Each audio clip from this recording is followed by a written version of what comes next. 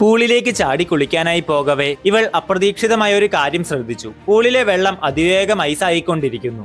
എമിലിക്ക് വലിയ എന്തോ വരാൻ പോകുന്നതായി തോന്നി. എല്ലാവരും പുറത്തു വരാൻ അവൾ ഉച്ചത്തിൽ വിളിച്ചു പറഞ്ഞെങ്കിലും കാര്യമുണ്ടായില്ല. പൂളിൽ ഉല്ലസിച്ച് കളിച്ചുകൊണ്ടിരുന്ന അവളുടെ കൂട്ടുകാർ എമിലിയുടെ മുന്നറിയിപ്പ് ചെവിക്കൊണ്ടില്ല. അവർ ഒടുവിൽ തിരിഞ്ഞു നോക്കുമ്പോഴേക്കും വളരെ വൈകിയിരുന്നു. ഐസ് പാളികൾ അവരുടെ തൊട്ടടുത്ത് എത്തിക്കഴിഞ്ഞു. രക്ഷപ്പെടാനായി അവർ പൂളിന്റെ അരികിലേക്ക് അതിവേഗം നീന്താൻ തുടങ്ങി. എന്നാൽ അവരുടെ നീന്തലിനേക്കാൾ വേഗത്തിലായിരുന്നു വെള്ളം ഫ്രീസ് ആവുന്നത്. എന്നിരുന്നാലും മുന്നിൽ നീന്തിയ നീന ഒരു വിധത്തിൽ പൂളിൽ നിന്നും പുറത്തു വന്നു. പക്ഷേ ജേക്കിനെ ഭാഗ്യം തുണച്ചില്ല. അവന്റെ ഒരു കാൽ മുഴുവനായും ഐസിൽ മുങ്ങിപ്പോയി. എത്ര ശ്രമിച്ചിട്ടും പുറത്തു കടക്കാനായില്ല. അതേസമയം മാറ്റിന് ഒരാശയം തോന്നുകയും അവൻ അടുത്തിരുന്ന ഒരു ടൂൾ എടുത്ത് ഒട്ടും സമയം കളയാതെ ഐസ് തകർക്കാൻ ആരംഭിച്ചു. ഭാഗ്യവശാൽ അല്പം സമയം കൊണ്ട് തന്നെ ജേക്ക് സ്വതന്ത്രനായി. എല്ലാം അവിടം കൊണ്ട് കഴിഞ്ഞു എന്നോർത്ത് അവർ ആശ്വസിച്ചു. എന്നാൽ അടുത്ത ദിവസം ഇതിലും വിചിത്രമായ ഒന്ന് സംഭവിച്ചു. ക്ലാസ്സിനുള്ളിൽ വെച്ച് ഒന്ന് പ്രതികരിക്കാൻ പോലും കഴിയാത്തത്ര വേഗത്തിൽ മാറ്റിന്റെ ശരീരം ഐസായി മാറി. മാറ്റിനെ രക്ഷിക്കാനായി ജേക്ക് ഉടനെ ഒരു പേന എടുത്ത് ഐസിൽ ചെറിയൊരു തുളയിട്ടതിന് ശേഷം ഒരു പ്രത്യേകമായ മരുന്ന് ഇഞ്ചക്ട് ചെയ്തു.